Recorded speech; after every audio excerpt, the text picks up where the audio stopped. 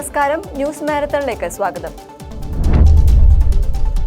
സംസ്ഥാനത്ത് urban commission അംഗീകാരം നൽകി മന്ത്രിസഭാ യോഗം. ഇന്ന് ചേർന്ന മന്ത്രിസഭാ യോഗത്തിലാണ് അന്താരാഷ്ട്ര തലത്തിൽ വിദഗ്ധരടങ്ങുന്ന കമ്മീഷൻ രൂപീകരിക്കാൻ തീരുമാനിച്ചത്.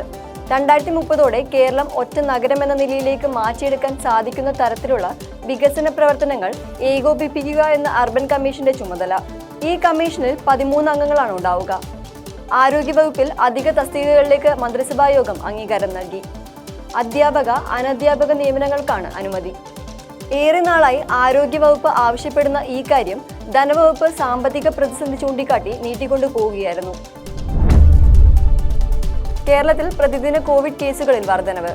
ഇന്നലെ മാത്രം സംസ്ഥാനത്ത് 292 പേർക്ക് കോവിഡ് സ്ഥിരീകരിച്ചതായി കേന്ദ്ര ആരോഗ്യ മന്ത്രാലയത്തിന്റെ കണക്ക് പുറത്തുവന്നു. തിങ്കളാഴ്ച 115 പേർക്ക് കോവിഡ് സ്ഥിരീകരിച്ചതിൽ നിന്നാണ് ഇന്നലെ ഇരട്ടിയിലധികമായി ഉയർന്നത്. കേരളത്തിലെ കോവിഡ് കേസുകൾ ഓരോ ദിവസവും ഉയർന്നു വരികയാണെന്ന് കേന്ദ്ര ആരോഗ്യ മന്ത്രാലയത്തിന്റെ കണക്കുകൾ വ്യക്തമാക്കുന്നു. കോവിഡ് ബാധിച്ച് കേരളത്തിൽ ഇന്നലെ 2 പേർ മരിച്ചു. 292 പേർക്ക് കൂടി രോഗം സ്ഥിരീകരിച്ചതോടെ കേരളത്തിൽ കോവിഡ് ബാധിച്ച് ചികിത്സയിലുള്ളവരുടെ എണ്ണം 2041 ഉയർന്നു. ഇന്നലെ രാജ്യത്ത് ഏറ്റവും കൂടുതൽ കോവിഡ് സ്ഥിരീകരിച്ചതും കേരളത്തിലാണ്. കർണാടകയിൽ 9 പേർക്കും, ഗുജറാത്തിൽ 3 പേർക്കും, ഡൽഹിയിൽ 3 പേർക്കുമാണ് ഇന്നലെ കോവിഡ് സ്ഥിരീകരിച്ചത്. കോവിഡ് വ്യാപനത്തിൽ കർശന മുന്നറിയിപ്പുമായി കേന്ദ്ര ആരോഗ്യമന്ത്രി മൻസുഖ് മാണ്ഡവ്യ. മുൻകരുതൽ നടപടികളിൽ ഒരു വീഴ്ചയും പാടില്ലെന്ന് അദ്ദേഹം കർശന നിർദ്ദേശം നൽകുന്നു. കൂടാതെ നിരീക്ഷണം ശക്തമാക്കാൻ സംസ്ഥാനങ്ങൾക്ക് കർശന നിർദ്ദേശം നൽകി. ആരോഗ്യമേഖല രാഷ്ട്രീയം കളിക്കാനുള്ളതല്ലെന്നും കേന്ദ്രം എല്ലാ പിന്തുണയും നൽകാൻ തയ്യാറാണെന്നും കേന്ദ്ര ആരോഗ്യമന്ത്രി വ്യക്തമാക്കി. സംസ്ഥാനങ്ങൾക്ക് എല്ലാ പിന്തുണയും നൽകും. 3 മാസത്തിലൊരിക്കൽ ആശുപത്രികളിൽ മോക്ക് ഡ്രിൽ നടത്തണമെന്നും മൻസുഖ് മാണ്ഡവ്യ നിർദ്ദേശിച്ചു. കോവിഡ് കേസുകൾ വീണ്ടും വർദ്ധിക്കുന്ന സാഹചര്യത്തിലാണ് കേന്ദ്രമന്ത്രിയുടെ നിർദ്ദേശം. കേരളീയത്തിനായി സ്പോൺസർഷിപ്പിലൂടെ പിടിച്ചെടുത്തത് 10,82 ലക്ഷം രൂപ. PRD ഡയറക്ടറുടെ പേരിൽ ബാങ്ക് അക്കൗണ്ടിലേക്ക് കിട്ടിയ തുകയുടെ കണക്കാണിത്. പ്രദർശനം, ദീപാലങ്കാരം, സാംസ്കാരിക പരിപാടികൾ എന്നിവയ്ക്കായി 10,66 ലക്ഷം രൂപ ടൂറിസം വകുപ്പ് ചെലവാക്കിയെന്നും വിവരാവകാശ നിയമപ്രകാരം മറുപടി ലഭിച്ചു. ഈ മാസം 14 വരെ ലഭ്യമായ കണക്കുകളാണിത്. ക്ഷേമ പെൻഷൻ പോലും കൊടുക്കാൻ ഗതിയില്ലാത്തപ്പോൾ കേരളീയം വേണോ എന്ന ചോദ്യത്തിന് പണം പിരിച്ചു നടത്തുമെന്നായിരുന്നു സർക്കാരിന്റെ മറുപടി. കേരളീയം ആഘോഷപൂർവ്വം നടത്തി മാസം 1.5 കഴിഞ്ഞിട്ടും എത്ര രൂപ പിടിച്ചെടുത്തുവെന്ന് വെളിപ്പെടുത്തിയിരുന്നില്ല. നവകേരള യാത്ര കടന്നുപോകുന്ന സ്ഥലങ്ങൾ താൽക്കാലിക റെഡ് സോണുകളായി പ്രഖ്യാപിച്ചു. തിരുവനന്തപുരം ജില്ലാ പോലീസ് മേധാവിയുടേതാണ് പ്രഖ്യാപനം. വർക്കല, ആറ്റിങ്ങൽ, മംഗലപുരം, വെഞ്ഞാറമൂട്, നെടുമങ്ങാട്, ആര്യനാട്, കാട്ടാക്കട, നെയ്യാറ്റിൻകര, പാറശാല സ്റ്റേഷൻ പരിധികളിൽ നടക്കുന്ന പരിപാടിയിലാണ് നിയന്ത്രണം. ഇവിടങ്ങളിൽ ഡ്രോൺ പറത്താൻ പാടില്ലെന്നും നിർദ്ദേശമുണ്ട്. വേദി, പരിസര പ്രദേശം, നവകേരള ബസ് കടന്നുപോകുന്ന വഴികൾ എന്നിവിടങ്ങളിൽ ഡ്രോൺ പാടില്ലെന്നാണ് നിർദ്ദേശിച്ചിരിക്കുന്നത്. 2 വർഷം നീണ്ട കുർബാന തർക്കം സമവായത്തിലേക്ക്. എറണാകുളം അങ്കമാലി അതിരൂപതയിലെ കുർബാന തർക്കമാണ് ചർച്ചയിലൂടെ സമവായത്തിലേക്ക് എത്തിച്ചിരിക്കുന്നത്. വത്തിക്കാൻ പ്രതിനിധിയുമായുള്ള ചർച്ചയിലാണ് പ്രശ്നപരിഹാരത്തിന് ധാരണയായത്. തിരുപ്പിറവി ചടങ്ങിൽ മാത്രം സിനഡ് കുർബാന അർപ്പിക്കാനും തീരുമാനമായി. ബിഷപ്പ് ബോക്സോ പുത്തൂരാനാണ് ഏകീകൃത കുർബാന ചൊല്ലുക. ചർച്ചയിലെ തീരുമാനം സംബന്ധിച്ച് ഇന്ന് ഔദ്യോഗിക പ്രഖ്യാപനം ഉണ്ടായേക്കും. മറ്റു പള്ളികളിൽ വർഷത്തിലൊരിക്കൽ സിനഡ് കുർബാന അർപ്പിക്കും. മലയാറ്റൂരിൽ മറ്റു രൂപതകളിൽ നിന്നും എത്തുന്നവർക്ക് സിനഡ് കുർബാന അർപ്പിക്കാം. മുൻകൂട്ടി ബുക്ക് ചെയ്താൽ സൗകര്യമൊരുക്കും. മൈനർ സെമിനാരികളിൽ മാസത്തിലൊരിക്കൽ ഏകീകൃത കുർബാന ചൊല്ലും. വണ്ടിപ്പെരിയാർ പോക്സോ കേസിൽ സർക്കാർ നൽകുന്ന അപ്പീലിൽ പെൺകുട്ടിയുടെ കുടുംബവും കക്ഷി ചേരും. അർജുനെ വെറുതെ വിട്ട കട്ടപ്പന കോടതിയുടെ വിധി റദ്ദ് ചെയ്യണമെന്നും പട്ടികജാതി പട്ടികവർഗ പീഡന നിരോധന നിയമത്തിലെ വകുപ്പുകൾ ചുമത്തണമെന്നും ആവശ്യപ്പെട്ട സ്വകാര്യ ഹർജിയും നൽകും. ഇതിനായി കുടുംബാംഗങ്ങൾ ഡയറക്ടർ ജനറൽ ഓഫ് പ്രോസിക്യൂഷനുമായി കൂടിക്കാഴ്ച നടത്തും. വണ്ടിപ്പെരിയാറിലെ 6 വയസ്സുകാരിയുടെ കൊലപാതകത്തിൽ പ്രതി ചേർക്കപ്പെട്ട അർജുനെ കട്ടപ്പന അതിവേഗ പ്രത്യേക കോടതി വെറുതെ വിട്ടതിനെതിരെ ഡയറക്ടർ ജനറൽ ഓഫ് പ്രോസിക്യൂഷനാണ് അപ്പീൽ നൽകേണ്ടത്. സാക്ഷിമൊഴികളും വിധിപകർപ്പുകളും മറ്റു തെളിവുകളും വിശകലനം ചെയ്ത് അടുത്ത ദിവസം തന്നെ ഹൈക്കോടതിയിൽ അപ്പീൽ നൽകും. വണ്ടിപ്പെരിയാർ പോക്സോ കേസിൽ കുറ്റവിമുക്തനാക്കപ്പെട്ട അർജുന്റെ കുടുംബത്തിന് പോലീസ് സംരക്ഷണം നൽകാൻ ഹൈക്കോടതി ഉത്തരവ്. വണ്ടിപ്പെരിയാർ പോലീസും ജില്ലാ പോലീസ് മേധാവിക്കുമാണ് കോടതി നിർദ്ദേശം നൽകിയിരിക്കുന്നത്. അർജുന്റെ കുടുംബം നൽകിയ ഹർജിയിലാണ് ഉത്തരവ്. അർജുനെതിരെ പ്രതിഷേധം ശക്തമായ സാഹചര്യത്തിൽ വീട്ടിൽ പോകാൻ സാധിക്കുന്നില്ലെന്ന് അർജുന്റെ കുടുംബം ഹൈക്കോടതിയിൽ ഹർജി നൽകിയിരുന്നു. പരിശോധനയ്ക്കും ചികിത്സയ്ക്കുമായി KPCC പ്രസിഡന്റ് K സുധാകരൻ ഈ മാസം അമേരിക്കയിലേക്ക്. 2 ആഴ്ചയിലേറെ സംഘടനാ തിരക്കുകളിൽ നിന്നും മാറി നിൽക്കേണ്ടി വരുമെന്ന് അദ്ദേഹം KPCC ഭാരവാഹികളെ അറിയിച്ചു. അധ്യക്ഷന്റെ ചുമതല തൽക്കാലം മറ്റാർക്കും നൽകില്ല. ആരോഗ്യ പ്രശ്നങ്ങൾ ഉള്ളതിനാൽ മാസങ്ങളായി K സുധാകരൻ കേരളത്തിൽ ചികിത്സ തേടുന്നുണ്ട്. ഇത് പോരെന്ന് രാഹുൽ ഗാന്ധിയുടെ ആവശ്യം കൂടി കണക്കിലെടുത്താണ് അമേരിക്കയിലേക്കുള്ള യാത്ര. ന്യൂറോ സംബന്ധമായ ചികിത്സയ്ക്കാണ് യാത്ര. വിസ ലഭിക്കുന്ന മുറയ്ക്ക് യാത്രാ തീയതി തീരുമാനിക്കും. ചികിത്സയ്ക്ക് പോകുന്നുവെന്ന അഭ്യൂഹം നിലനിൽക്കെ വിസയ്ക്ക് അപേക്ഷിച്ച കാര്യം ഓൺലൈനായി നടന്ന KPCC ഭാരവാഹികളുടെ യോഗത്തിൽ K സുധാകരൻ തന്നെ വ്യക്തമാക്കി. ആർക്ക് ചുമതല നൽകുമെന്ന ചർച്ചകൾ പാർട്ടി കേന്ദ്രങ്ങളിലുണ്ട്. എന്നാൽ KPCC പ്രസിഡന്റ് ചുമതല തൽക്കാലം ആർക്കും കൈമാറില്ല. K സുധാകരനെതിരെ കോൺഗ്രസിൽ അമർഷം. നിരന്തരമുള്ള വിവാദ പ്രസ്താവനകൾ പാർട്ടിയെ വെട്ടിലാക്കുന്നുവെന്നാണ് നേതാക്കളുടെ പരാതി. എതിരാളികൾക്ക് സ്ഥിരമായി ആയുധം നൽകുകയാണ് സുധാകരനെന്നും വിമർശനമുണ്ട്. പ്രസ്താവന തിരുത്തിയെങ്കിലും സംഘപരിവാർ അനുകൂല പരാമർശം ക്ഷീണമായെന്നും നേതാക്കൾ പറയുന്നു. സുധാകരന് ചികിത്സാർത്ഥം അവധി നൽകി പാർട്ടിയുടെ സംസ്ഥാന അധ്യക്ഷ പദത്തിൽ താൽക്കാലിക നേതൃത്വം വരണമെന്നും പാർട്ടിയിൽ ആവശ്യമുയർന്നിട്ടുണ്ട്. 2020 അനുനയിപ്പിക്കാൻ ആം ആദ്മി പാർട്ടി ദേശീയ നേതൃത്വം. സഖ്യം പിരിയുകയാണെന്ന സാബു ജേക്കബിന്റെ പ്രഖ്യാപനത്തെ തുടർന്നാണ് നീക്കം. സഖ്യം തുടരാൻ AAPക്ക് താൽപര്യമുണ്ടെന്നും തുടർ ചർച്ചകൾക്കുള്ള തീരുമാനം ഉടൻ ഉണ്ടാകുമെന്നും കേരളത്തിന്റെ ചുമതലയുള്ള സംഘടനാ സെക്രട്ടറി അജയ് രാജ് പറഞ്ഞു. സാബു ജേക്കബുമായി ചർച്ച നടത്തി അനുനയിപ്പിക്കാനുള്ള നീക്കമാണ് നടത്തുക. AAPയുടെ വാതിൽ എല്ലാവർക്കുമായി തുറന്നിട്ടിരിക്കുകയാണെന്നും സാബുവിന്റെ തീരുമാനം ഏകപക്ഷീയമാണെന്നും അന്തിമ തീരുമാനം കെജ്രിവാളിന്റേതാണെന്നും അജയ് രാജ് വ്യക്തമാക്കി. സഖ്യം അവസാനിപ്പിക്കുന്നു എന്നത് സാബുവിന്റെ മാത്രം തീരുമാനമാണ്. സാബുവുമായി ഞങ്ങൾക്ക് വലിയ അവസരങ്ങൾ കേരളത്തിലുണ്ട്. അദ്ദേഹത്തിന്റെ ഉത്തരത്തിനായി കാത്തിരിക്കുകയാണ് ഞങ്ങളുടെ പാർട്ടി നേതാവെന്നും അജയ് രാജ് കൂട്ടിച്ചേർത്തു. ഗവർണർ ആരിഫ് മുഹമ്മദ് ഖാൻ പരിണിത പ്രജ്ഞനായ വ്യക്തിയല്ലെന്ന് മന്ത്രി ശിവൻകുട്ടി. സ്പീക്കർ AN ഷംസീറിന്റെ ഇന്നലത്തെ പ്രതികരണത്തിനുള്ള പരോക്ഷ മറുപടിയാണ് മന്ത്രിയുടെ വിമർശനം. വാക്കുകൊണ്ടും പ്രവൃത്തി കൊണ്ടും ഗവർണർ പരിണിത പ്രജ്ഞനായ വ്യക്തിയല്ലെന്നും സംസ്കാരമുള്ള ഒരാളുടെ വായിൽ നിന്ന് വരുന്ന പ്രയോഗങ്ങളല്ല ഗവർണറിൽ നിന്നുണ്ടാകുന്നതെന്നും മന്ത്രി പറഞ്ഞു. SFI വിദ്യാർത്ഥികളെ ബ്ലഡി ക്രിമിനൽസ് എന്നാണ് ഗവർണർ വിളിച്ചത്. വിദ്യാർത്ഥികൾ സമരം ചെയ്യാനുള്ള കാരണം ഈ ഗവർണറുടെ ഏകാധിപത്യ നിലപാടുകളും പരാമർശങ്ങളുമാണ്. സ്വാതന്ത്ര്യ സമരത്തിലും ജനാധിപത്യ പോരാട്ടങ്ങളിലും നവോത്ഥാന മുന്നേറ്റങ്ങളിലും വർഗീയതയ്ക്കെതിരെ നിരവധി പോരാട്ടങ്ങൾ നടത്തി രക്തസാക്ഷികളായവരുടെ നാടായ കണ്ണൂരിനെ ബ്ലഡി കണ്ണൂർ എന്നാണ് വിശേഷിപ്പിച്ചത്. പോലീസിനെ ഷെയിംലെസ് പീപ്പിൾ എന്നാണ് ഗവർണർ സംബോധന ചെയ്തതെന്നും V ശിവൻകുട്ടി വിമർശിച്ചു. കേരള സർവകലാശാല ആസ്ഥാനത്തിന് മുന്നിൽ ഗവർണർക്കെതിരായ SFI സ്ഥാപിച്ച ബാനർ ഉടനടി നീക്കണമെന്ന് കർശന നിർദ്ദേശവുമായി വൈസ് ചാൻസലർ. SFI ബാനർ ഉടൻ നീക്കണമെന്നാവശ്യപ്പെട്ട് വൈസ് ചാൻസലർ മോഹൻ കുന്നുമേൽ രജിസ്ട്രാർക്ക് ഔദ്യോഗിക നിർദ്ദേശം നൽകി. സർവകലാശാലയുടെ പ്രതിച്ഛായ നശിപ്പിക്കുന്നതാണ് ബാനറെന്നും അതുകൊണ്ട് ഉടനടി നീക്കം ചെയ്യണമെന്നുമാണ് VC ആവശ്യപ്പെട്ടിരിക്കുന്നത്. കഴിഞ്ഞ ദിവസമാണ് ഗവർണർക്കെതിരായ പ്രതിഷേധത്തിന്റെ ഭാഗമായി കേരള സർവകലാശാല ആസ്ഥാനത്തിന് മുന്നിൽ SFI ബാനർ സ്ഥാപിച്ചത്. കേരള സർവകലാശാല ആസ്ഥാനത്തിന് മുന്നിൽ ഗവർണർക്കെതിരായി SFI സ്ഥാപിച്ച ബാനർ നീക്കണമെന്ന് വൈസ് ചാൻസലറുടെ നിർദ്ദേശം തള്ളി സിൻഡിക്കേറ്റ്. ജനാധിപത്യ വിരുദ്ധ തീരുമാനങ്ങൾ നടപ്പാക്കരുതെന്നും പ്രതിഷേധം അക്കാദമിക് സമൂഹത്തിന്റെ അവകാശമാണെന്നും സിൻഡിക്കേറ്റ് രജിസ്ട്രാറെ അറിയിച്ചു. ഇന്നലെയാണ് ചാൻസലർ കൂടിയായ ഗവർണർക്കെതിരായ ബാനർ നീക്കാൻ VC രജിസ്ട്രാർക്ക് നിർദ്ദേശം നൽകിയത്. ബാനർ സർവകലാശാലയുടെ പ്രതിച്ഛായ നശിപ്പിക്കുന്നതാണെന്നും ഉടൻ നീക്കം ചെയ്യണമെന്നാണ് VC ആവശ്യപ്പെട്ടത്. മുഖ്യമന്ത്രിക്കും ഗവർണർക്കുമെതിരെ കുസാറ്റിലും ബാനർ ഉയർത്തി KSU. മുഖ്യനും ഗവർണർക്കും വീതം വെക്കാനുള്ളതല്ല കേരളത്തിലെ സർവകലാശാലകൾ എന്നാണ് ബാനറിൽ. ഇന്നലെ കാലടി ശ്രീശങ്കര കോളേജിലും KSU പ്രവർത്തകർ ബാനർ ഉയർത്തിയിരുന്നു.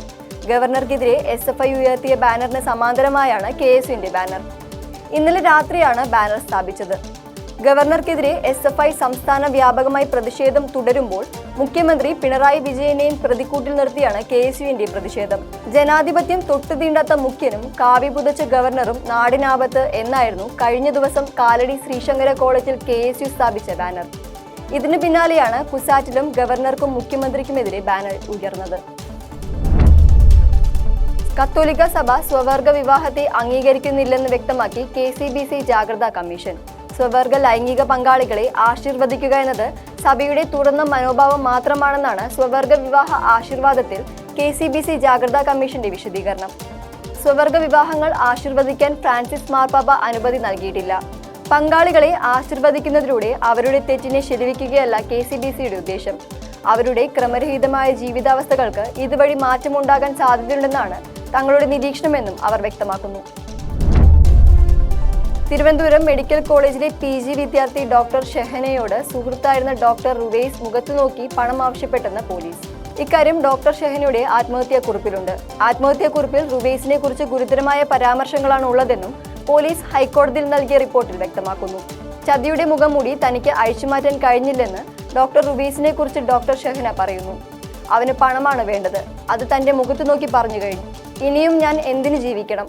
ജീവിക്കാൻ തോന്നുന്നില്ല. ഈ ചതിക്ക് പകരമായി നല്ല രീതിയിൽ ജീവിച്ച് കാണിക്കേണ്ടതാണ്. പക്ഷേ എന്റെ ഫ്യൂച്ചർ ബ്ലാങ്ക് ആണ്.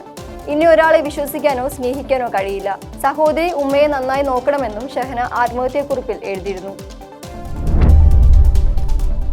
ഡോക്ടർ ഷെഹന ആത്മഹത്യ ചെയ്ത കേസിൽ റിമാൻഡിലുള്ള പ്രതി ഡോക്ടർ റുവൈസ് നൽകിയ ജാമ്യ ഹർജി പരിഗണിക്കുന്നത് ഹൈക്കോടതി വെള്ളിയാഴ്ചത്തേക്ക് മാറ്റി. ഇന്ന് ഹർജി പരിഗണിച്ചപ്പോൾ റുവൈസിന് ജാമ്യം അനുവദിക്കരുതെന്ന് പ്രോസിക്യൂഷൻ ആവശ്യപ്പെട്ടു. പഠനം പൂർത്തിയാക്കാൻ അനുവദിക്കണമെന്നും ജാമ്യം അനുവദിക്കണമെന്നും ഏത് വ്യവസ്ഥകളും അംഗീകരിക്കാമെന്നും റുവൈസ് കോടതിയെ അറിയിച്ചു. പിതാവിനെ ചോദ്യം ചെയ്തിട്ടും അന്വേഷണ സംഘത്തിന് ഒന്നും കണ്ടെത്താനായില്ലെന്നും റുവൈസ് പറഞ്ഞു.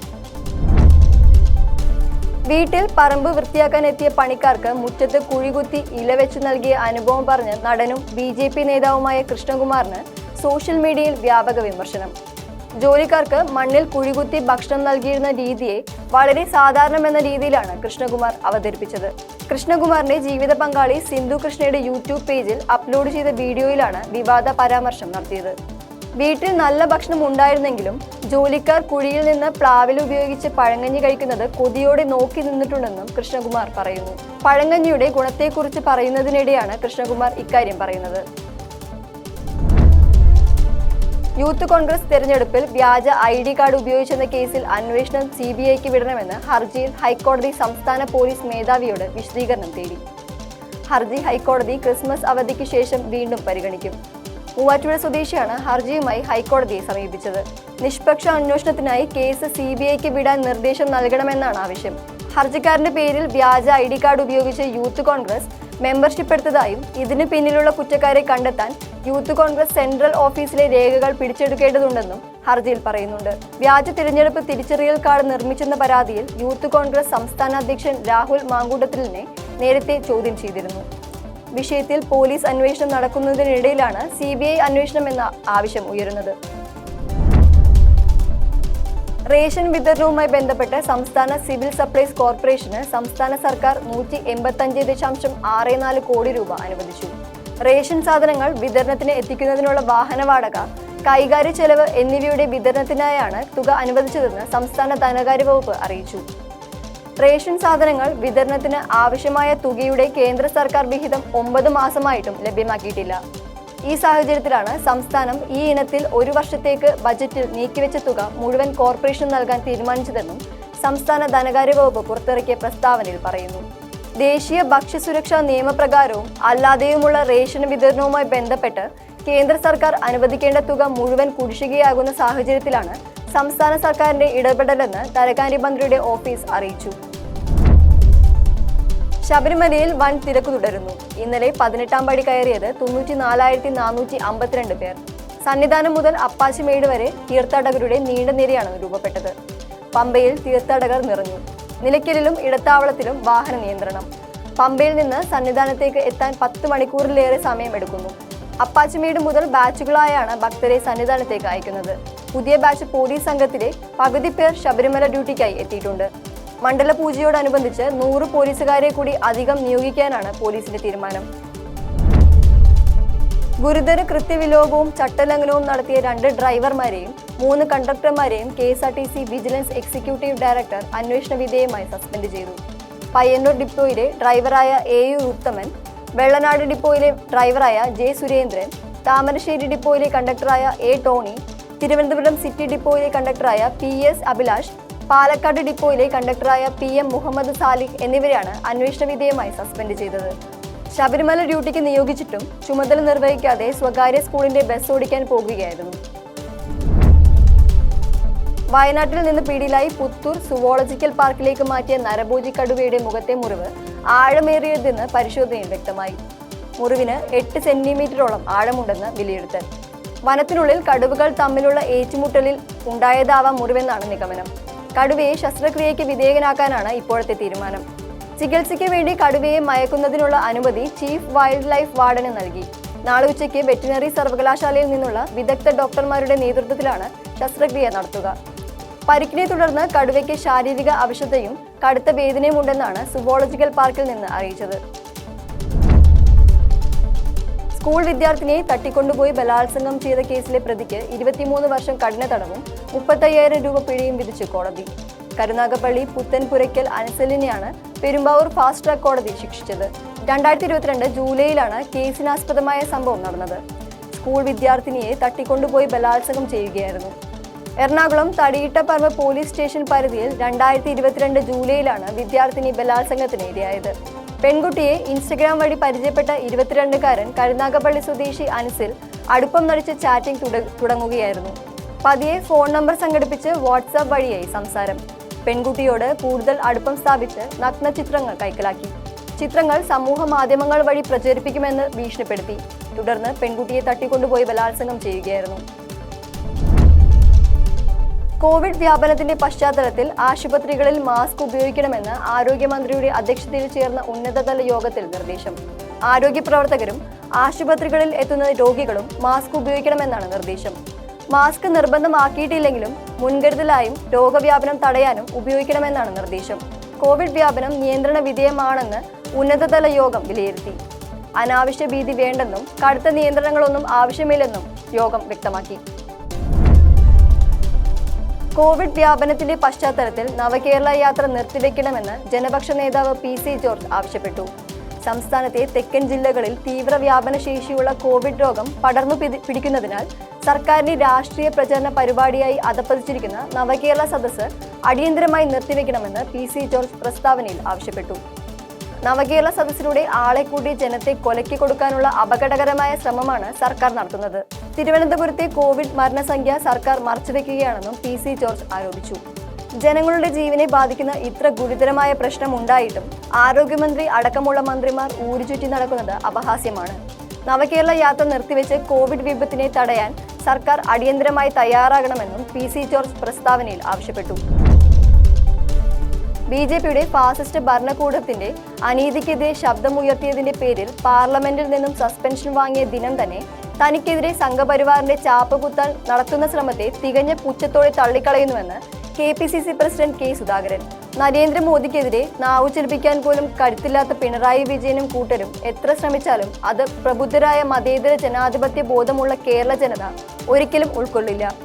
എനിക്ക് സംഘപരിവാർ പട്ടം ചാർത്തി നൽകാൻ അഹോരാത്രം പണിയെടുക്കുന്നവർ ആ വെള്ളം വാങ്ങിവെക്കുന്നതാണ് ഉചിതമെന്നും സുധാകരൻ പറഞ്ഞു. പ്രധാനമന്ത്രി നരേന്ദ്രമോദി ജനുവരി 3-ന് കേരളം സന്ദർശിക്കുമെന്ന് BJP സംസ്ഥാന അധ്യക്ഷൻ K സുരേന്ദ്രൻ അറിയിച്ചു. 3 മണിക്ക് തൃശൂർ തേക്കിൻകാട് മൈതാനത്ത് 2 ലക്ഷം വനിതകൾ പങ്കെടുക്കുന്ന സ്ത്രീ ശക്തി മോദിക്കൊപ്പം എന്ന പേരിൽ നടക്കുന്ന മഹിളാ സമ്മേളനത്തെ അദ്ദേഹം അഭിസംബോധന ചെയ്യും. വിവിധ വിഭാഗങ്ങളിലുള്ള സ്ത്രീകൾ പരിപാടിയിൽ പങ്കെടുക്കും.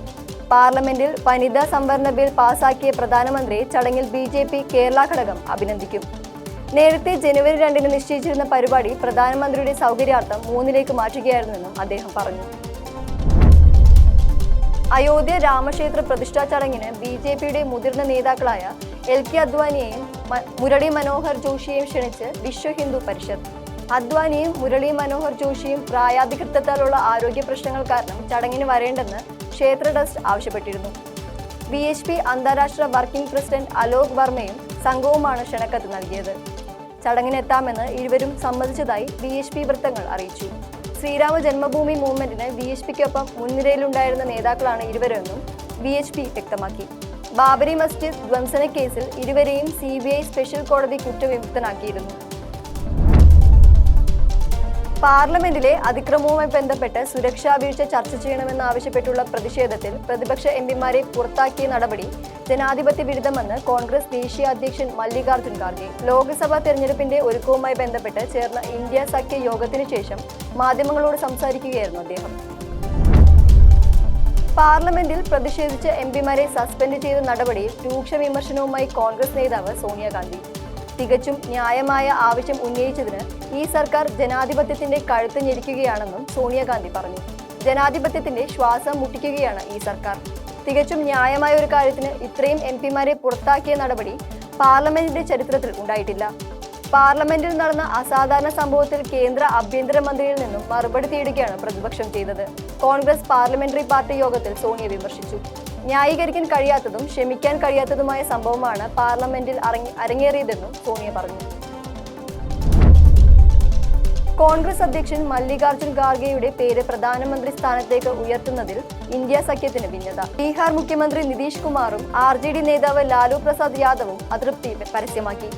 കഴിഞ്ഞ ദിവസം ചേർന്ന ഇന്ത്യ മുന്നണി യോഗം അവസാനിക്കും മുമ്പ് ഇരു നേതാക്കളും മടങ്ങി. പ്രധാനമന്ത്രി സ്ഥാനത്തേക്ക് നേരത്തെ നിതീഷ് കുമാറിന്റെ പേര് RJDയും JDUവും നിർദ്ദേശിച്ചിരുന്നു. ലാലു പ്രസാദ് യാദവിനും ഇക്കാര്യത്തിൽ ഭിന്നാഭിപ്രായം ഉണ്ടായിരുന്നില്ല. അതിനിടെ പശ്ചിമ ബംഗാൾ മുഖ്യമന്ത്രി മമതാ ബാനർജിയാണ് മല്ലികാർജുൻ ഖാർഗെയുടെ പേര് പ്രധാനമന്ത്രി സ്ഥാനത്തേക്ക് നിർദ്ദേശിച്ചത്.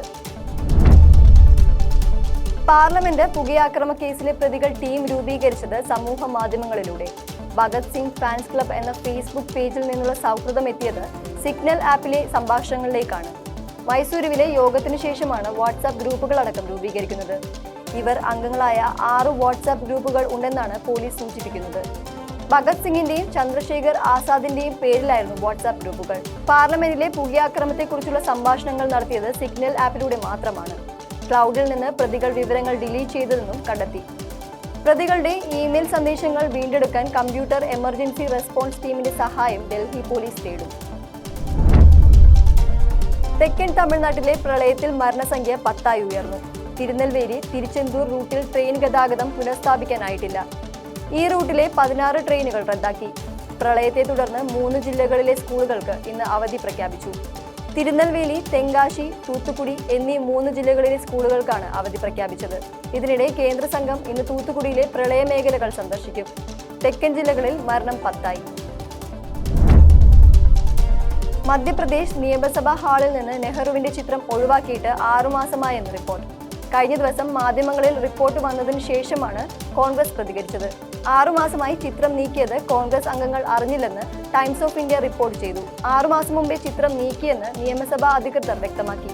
മധ്യപ്രദേശ് നിയമസഭാ ഹാളിൽ മഹാത്മാഗാന്ധിക്കൊപ്പം പ്രഥമ പ്രധാനമന്ത്രി ജവഹർലാൽ നെഹ്റുവിന്റെ ചിത്രമായിരുന്നു സ്ഥാപിച്ചിരുന്നത്. ഇതിൽ നെഹ്റുവിന്റെ ചിത്രം ഒഴിവാക്കി അംബേദ്കറുടെ ചിത്രം സ്ഥാപിച്ചു. ഈ സംഭവം കഴിഞ്ഞ ദിവസങ്ങളിലാണ് മാധ്യമങ്ങളിൽ വാർത്തയായത്. പിന്നാലെ കോൺഗ്രസ് പ്രതിഷേധവുമായി എത്തി.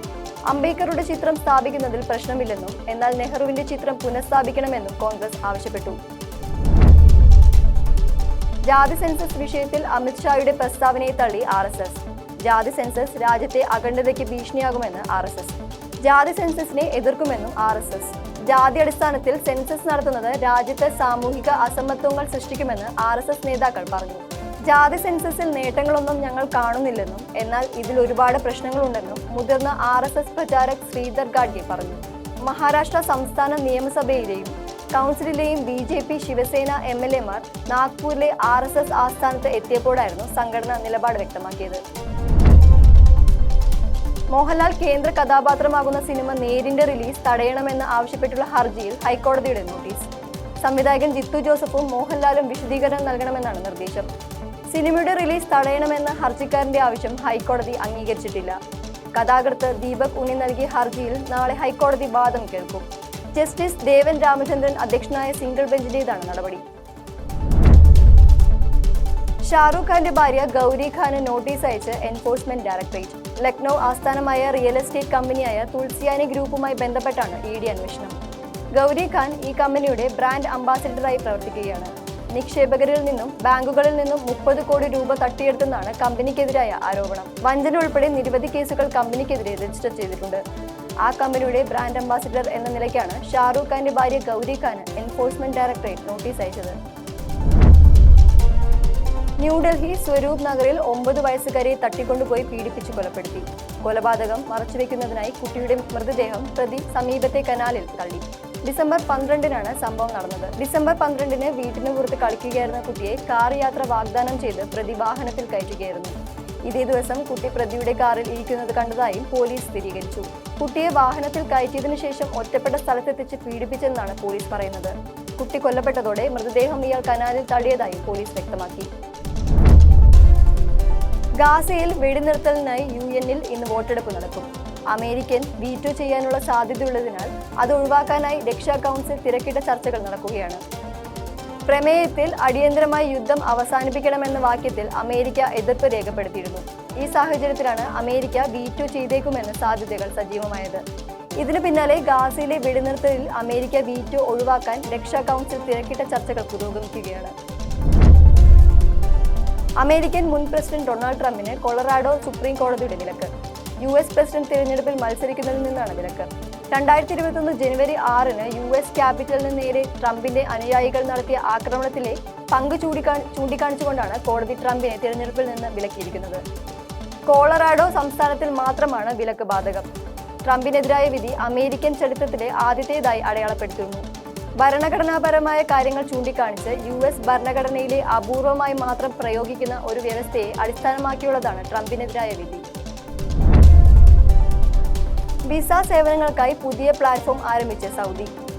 ഹജ്ജ്, ഉംറ, ടൂറിസ്റ്റ് തുടങ്ങിയ വിസകൾ പ്ലാറ്റ്ഫോമിലൂടെ വേഗത്തിൽ വിസ സ്വന്തമാക്കാനാകും. പുതിയ സംവിധാനത്തിലൂടെ അപേക്ഷ സ്വീകരിച്ച് 60 സെക്കൻഡിനുള്ളിൽ വിസ അനുവദിക്കുമെന്ന് വിദേശകാര്യ മന്ത്രാലയം അറിയിച്ചു. രാജ്യത്തെ ടൂറിസം ശക്തിപ്പെടുത്താനായുള്ള ശ്രമങ്ങളുടെ ഭാഗമായാണ് പദ്ധതി. റിയാദിൽ നടന്ന 2ാമത് ഡിജിറ്റൽ ഗവൺമെന്റ് ഫോറത്തിൽ സംസാരിക്കുകയായിരുന്നു സൗദി വിദേശകാര്യ സഹമന്ത്രി അബ്ദുൾ ഹാദി അൽ മൻസൂരി. 2024 കോപ്പ അമേരിക്ക ഫുട്ബോൾ ടൂർണമെന്റിന് മുമ്പ് കനത്ത തിരിച്ചടിയേറ്റ് ബ്രസീൽ. പരിക്ക് മൂലം കാനറികളുടെ സൂപ്പർ താരം നെയ്മർ ജൂനിയർക്ക് അടുത്ത വർഷത്തെ കോപ്പ അമേരിക്ക ടൂർണമെന്റിനും നഷ്ടമാകും. 2024 ജൂണിലാണ് ടൂർണമെന്റ് നടക്കേണ്ടത്. അടുത്ത വർഷത്തെ ക്ലബ് സീസണ് മുന്നോടിയായി മാത്രമേ നെയ്മർക്ക് മൈതാനത്തേക്ക് തിരിച്ചെത്താനാവൂ എന്ന് ബ്രസീലിയൻ ടീം ഡോക്ടർ റോഡിഗോ ലാസ്മർ വ്യക്തമാക്കി. ഉറുഗ്വേക്കെതിരെ ഫിഫ ലോകകപ്പ് യോഗ്യതാ മത്സരത്തിനിടെ ഒക്ടോബറിലാണ് നെയ്മർക്ക് കാലിന് പരിക്കേറ്റത്. ഇതിനുശേഷം കളിക്കളത്തിൽ നിന്ന് മാറി നിൽക്കുകയാണ് ബ്രസീലിന്റെ നിലവിലെ ഏറ്റവും മികച്ച താരം. ഇന്ത്യൻ പ്രീമിയർ ലീഗ് നിയമത്തിൽ നിർണായക മാറ്റത്തിനൊരുങ്ങി BCCI. വരുന്ന സീസൺ മുതലാണ് മാറ്റം വരിക. ഒരു ഓവറിൽ ബൗളർക്ക് 2 ബൗൺസർ അനുവദിക്കുന്നതാണ് പുതിയ നിയമം. അവസാനിച്ച സെയ്ദ് മുസ്താഖ് അലി ട്രോഫി ക്രിക്കറ്റ് ടൂർണമെന്റിൽ ഇത് വിജയകരമായി പരീക്ഷിച്ചിരുന്നു. IPL-ലും ഇത് നടപ്പാക്കാൻ തീരുമാനിച്ചതായും 2024 സീസണിൽ പുതിയ നിയമം നിലവിൽ വരുമെന്നും റിപ്പോർട്ട്. പുതിയ നിയമം മത്സരം കൂടുതൽ ആവേശകരമാക്കുമെന്നും ഡെത്ത് ഓവറുകളിൽ ബാറ്റ്സ്മാൻമാരെ കുഴയ്ക്കാൻ ബൗളർമാർക്ക് ഇത് കൂടുതൽ ഗുണം ചെയ്യുമെന്നാണ് വിലയിരുത്തൽ. ആദ്യ ഏകദിനത്തിൽ ദക്ഷിണാഫ്രിക്കയെ തകർത്തെറിഞ്ഞ ഇന്ത്യക്ക് 2ാം ഏകദിനത്തിൽ തോൽവി. ടോസ് നഷ്ടപ്പെട്ട് ആദ്യം ബാറ്റ് ചെയ്ത ഇന്ത്യ 46.2 ഓവറിൽ 211 റൺസിന് ഓൾ ഔട്ടായി. ഇന്ത്യൻ നിരയിൽ സായി സുദർശനും ക്യാപ്റ്റൻ KL രാഹുലും ഹാഫ് സെഞ്ചുറി നേടി. മറ്റാർക്കും കാര്യമായി തിളങ്ങാനായില്ല. ആദ്യ മത്സരത്തിൽ ബാറ്റ് ചെയ്യാൻ അവസരം കിട്ടാതിരുന്ന മലയാളി താരം സഞ്ജു സാംസണ് ഇത്തവണ അവസരം കിട്ടിയെങ്കിലും 12 റൺസെടുത്ത് പുറത്താവുകയായിരുന്നു. മറുപടി ബാറ്റിംഗിനിറങ്ങിയ ദക്ഷിണാഫ്രിക്ക 42.3 ഓവർ ലക്ഷ്യം കണ്ടു. ദക്ഷിണാഫ്രിക്കയ്ക്കായി ടോണി ഡിസൂസി സെഞ്ചുറി പ്രകടനം പുറത്തെടുത്തു. ഇതോടുകൂടി ന്യൂസ് മാരത്തൺ അവസാനിക്കുന്നു. നമസ്കാരം.